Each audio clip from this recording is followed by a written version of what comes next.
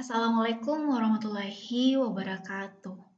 Perkenalkan, nama saya Sri Mulyani Purnama, jurusan akuntansi kelas AK 402. Pada video kali ini, saya akan mempresentasikan mengenai tugas makalah yang saya telah kumpulkan sebelumnya pada tugas 2. Nah, dalam makalah tersebut saya membahas tentang salah satu topik yang pernah dipelajari dalam mata kuliah manajemen keuangan, yaitu mengenai analisis instrumen investasi dalam bentuk obligasi. Oke, langsung saja. Yang pertama bagian pendahuluan. Jadi kita mengenal dulu tentang apa itu obligasi.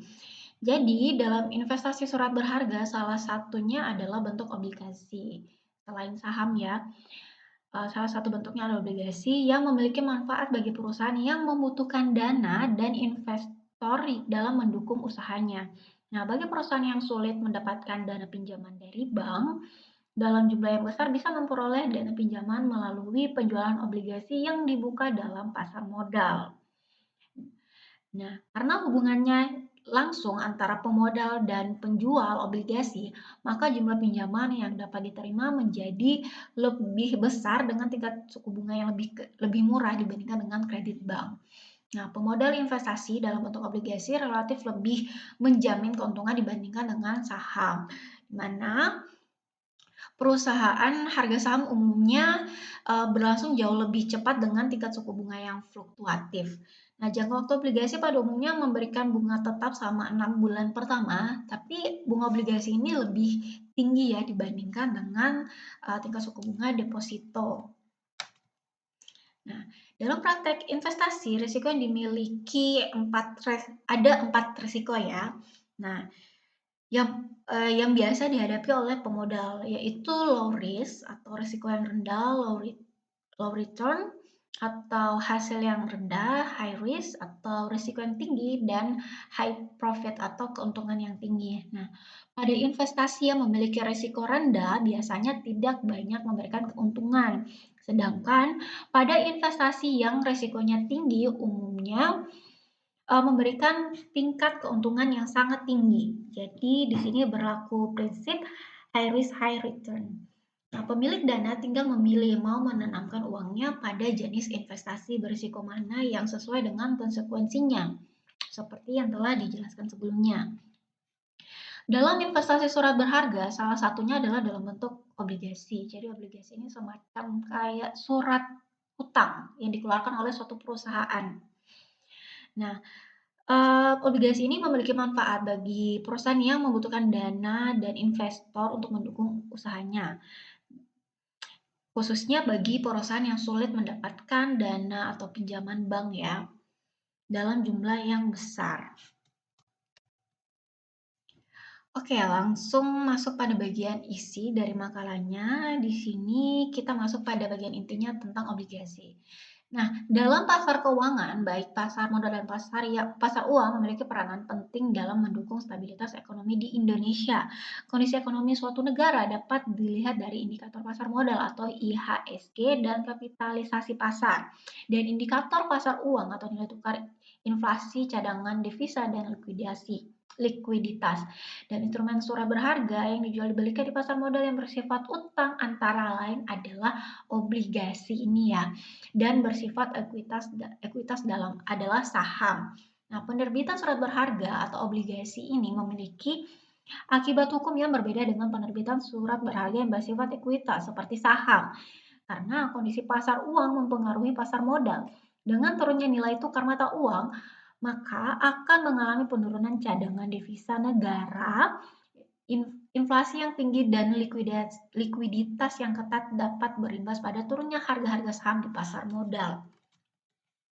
Nah, salah satu karakteristik obligasi berisi tentang nilai nominal yaitu nilai pokok. Jadi di sini kita bahas tentang karakteristik obligasi. Yang pertama ada nilai nominal yaitu nilai pokok dari suatu obligasi berapa yang akan diterbitkan oleh pemegang obligasi pada saat obligasi tersebut jatuh tempo. Kemudian yang kedua ada istilahnya namanya kupon. Jadi kupon ini sama dengan nilai bunga yang diterima pemegang obligasi secara berkala dengan jangka waktu sekitar 3 atau 6 bulan.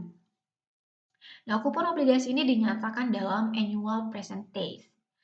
Kemudian ada lagi istilah jatuh tempo. Nah, istilah jatuh tempo ini adalah tanggal di mana pemegang obligasi akan mendapatkan pembayaran kembali pokok atau nilai nominal obligasi yang dimiliki, atau secara sederhananya pelunasan hutangnya ya. Kemudian ada yang namanya periode jatuh tempo obligasi. Ini bervariasi mulai dari 1 sampai 5 tahun. Lalu ada lagi istilahnya MATEN. MATEN ini adalah penerbitan obligasi yang merupakan faktor terpenting dalam melakukan investasi obligasi retail. Oke, di sini ada beberapa contoh jenis dan rating obligasi sebagai berikut. Di sini ada beberapa contohnya seperti Indomobil Wahana Trada, kemudian ada Selamat Sempurna TBK, kemudian ada Serasi Auto Raya.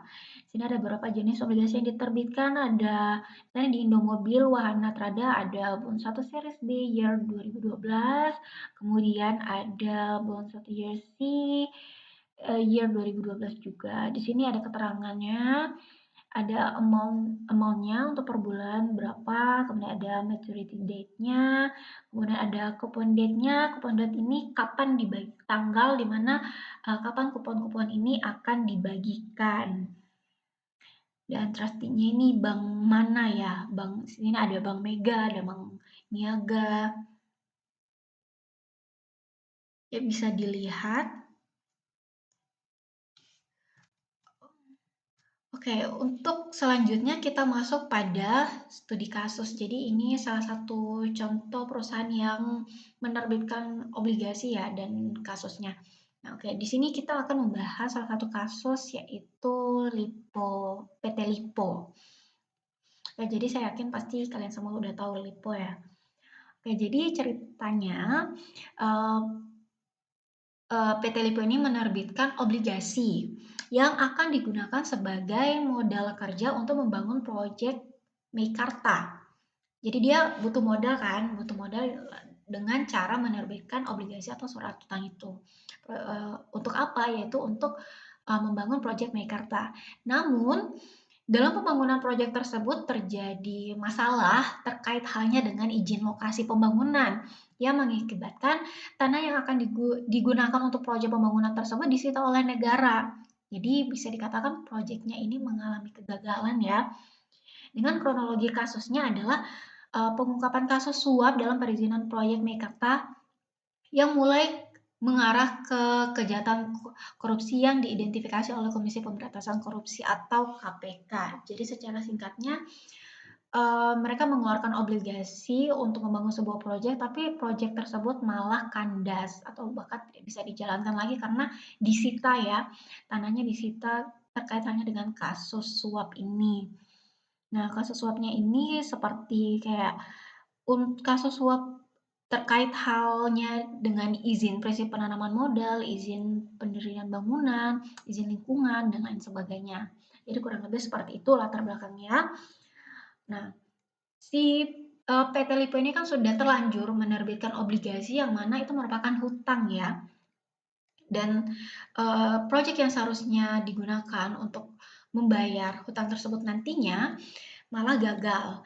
Nah, langkah apa yang akan diambil untuk penyelesaian masalah ini? Yaitu PT Lipo ini mengambil jalur penyelesaian masalah dengan membidik dana segar, berencana membidik dana segar mencapai 1 miliar US dollar di awal tahun 2019 pada waktu itu ya.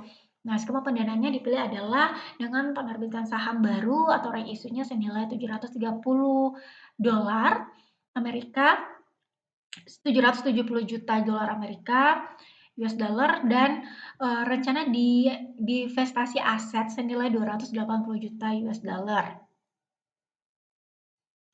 Oke.